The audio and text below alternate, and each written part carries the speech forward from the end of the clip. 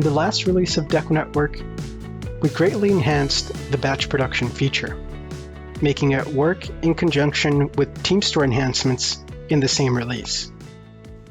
In this latest update of DecoNetwork, we've added improvements based on your feedback to make it easier to process orders that come through a batch site. The detail screen for a batch site now breaks down orders based on the status, whether they're still open or have already been processed and are closed. You can quickly expand all orders to see the items contained within, and we've added the familiar bulk select option from other Business Hub screens.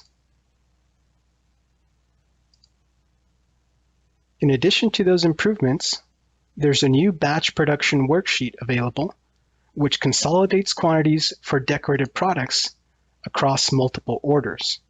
You're able to download or print a batch production worksheet for all of your currently open orders, your closed out and processed orders, selected orders only, or all of the orders for a batch site.